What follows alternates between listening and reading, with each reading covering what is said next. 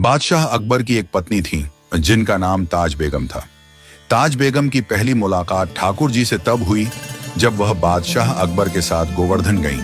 अकबर, जो कि एक धर्मनिष्ठ शासक थे, संतों और धार्मिक स्थलों के प्रति गहरी श्रद्धा रखते थे। गोवर्धन में ठाकुर जी के दर्शन के लिए अकबर ने गोसाई से प्रार्थना की। गोसाई ने बताया कि उनके मंदिर में केवल वैदिक हिंदू ही प्रवेश कर सकते हैं, लेकिन अकबर के अनुरोध पर वह एक खिड़की से ठाकुर जी के दर्शन कर सकते थे। अकबर ने उसी खिड़की से ठाकुर जी का दर्शन किया और इस तरह ताज बेगम को भी उनके दर्शन का सौभाग्य प्राप्त हुआ।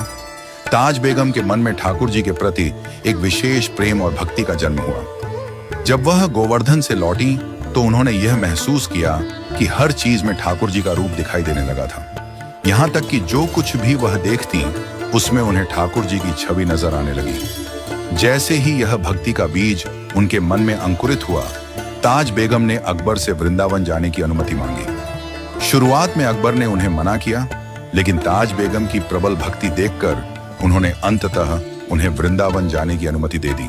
वृंदावन में ताज बेगम ने ठाकुर जी की सेवा और भक्ति में अपनी पूरी जिंदगी समर्पित कर दी। चूंकि वह मंदिर के भीतर प्रवेश नहीं कर सकती थीं, इसलिए वह दर्शन करने वाले भक्तों से ठाकुर जी के श्रृंगार के बारे में पूछती और उसी के आधार पर ठाकुर जी का ध्यान करती। उनका मन सच्ची भक्ति में डूबा हुआ था और धीरे धीरे वह ठाकुर जी के रूप को अपनी आंखों से देख पाने लगी।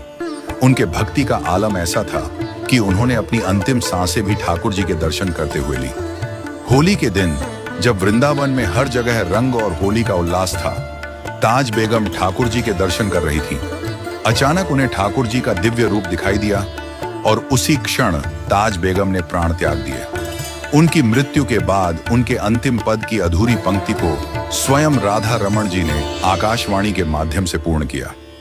राधा रमण जी ने उनकी अधूरी धमार की अंतिम पंक्ति को पूरा किया, जिससे यह सिद्ध हुआ कि ताज बेगम की भक्ति में कोई कमी नहीं थी।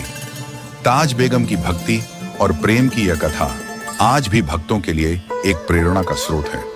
उनका रचित धमार आज भी होली के अवसर पर गाई जाती है।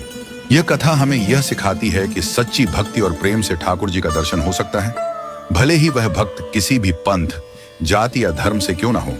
ताज बेगम का जीवन यह प्रमाणित करता है कि भगवान के प्रति सच्चा प्रेम ही सबसे महत्वपूर्ण है और वही व्यक्ति को भगवान की कृपा और दर्शन प्राप्त कराता है। ताज बेगम की भक्ति की यह कहानी हमें यह समझाती है कि जब भगवान के प्रति हमारे मन में वास्तविक प्रेम और समर्पण होता है, तो हमारे जीवन में जो परिवर्तन आते हैं वह अद्भुत और दिव्य होते हैं। ठाकुर जी का आशीर्वाद तब प्राप्त होता